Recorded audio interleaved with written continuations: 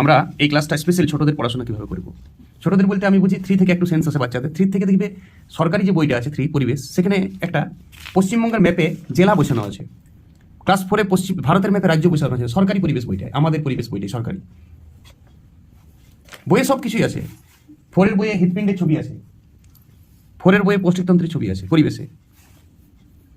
5 class 6 ক্লাসও দেখবে বাচ্চারা এটা রেডি হয় না, অথচ পশ্চিমবঙ্গের জেলা সম্বন্ধে কোনো কিছুই জানে না। জেলা যদিও কেউ কেউ শিখেছে, ওইভাবে জেলা শেখা হবে না। এইভাবে ম্যাপ কিনতে পাওয়া যায় বইয়ের জন্য। এইসব ম্যাপগুলো 5-এর বাচ্চাদের জন্যই। আমাদের এই এলাকায় 9-10-এ এরা ইউজ করতে পারে না, বাচ্চারা 9-10-ও পারে না, অথচ এটা 3-4-এর কাজটা 9-10-এ 3 সিলেবাসটা 9-এ পড়ে। 9-এ এই পশ্চিমবঙ্গের ম্যাপ বসে, তাও জেলা চিনে না। এইখানে এই যে জেলা কাটা ম্যাপ সাদা ম্যাপ কিনবে না, বইয়ের দোকানে কিনতে পাওয়া যায়। এখানে প্রতিটা জেলা বসাবে, জেলাগুলো নাম্বারিং করে এখানে বসাবে না, ওইখানেই বসাবে।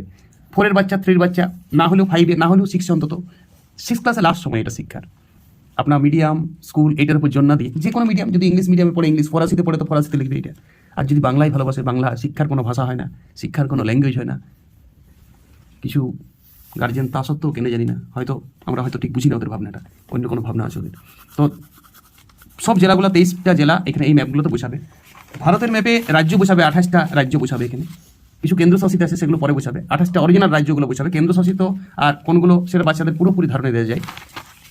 পৃথিবীর ম্যাপে মহাদেশ, এশিয়া, আফ্রিকা, ইউরোপ, উত্তর আমেরিকা, দক্ষিণ আমেরিকা, মহাসাগরগুলো এখানে বাচ্চা চিনতে পারবে। পরে আমি দেখাবো বাচ্চারা এটা হাতে আঁকতে পারে। বারবার বসে আঁকো প্রতিযোগিতাতে পাহাড় পর্বত, নদী নালা, খাল বিল, নৌকাতে জল আনতে গেছে, ওইদিকে ঝর্ণা, এদিকে গোলাপ ফুল ফুটে আছে, এইসব ছবি না এঁকে হৃৎপিণ্ডের ছবি, ফুসফুসের ছবি, পৌষ্টিকতন্ত্রের ছবি, মহাদেশের ছবি, ভারতের ম্যাপের ছবি, এইসব প্র্যাকটিস করাও।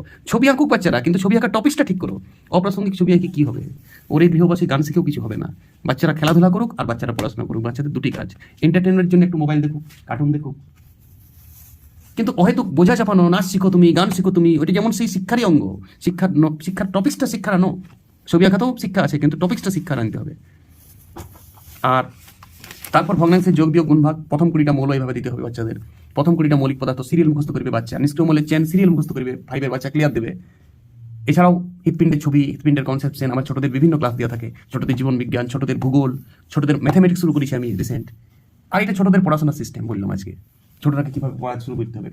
সিলেবাসে কোনো কিছু থাক না থাক, আপনার 3-4 থেকে লাগিয়ে পড়তে হোক বাচ্চাদের পেছনে। বাচ্চাদেরকে সঠিক পড়াটা দিতে হবে। বাচ্চারা নিতে পারে, কিন্তু বাচ্চাদেরকে আমরা দিই না। আমরা নিজেরা হয়তো ঠিক মতন বুঝতেও পারি না।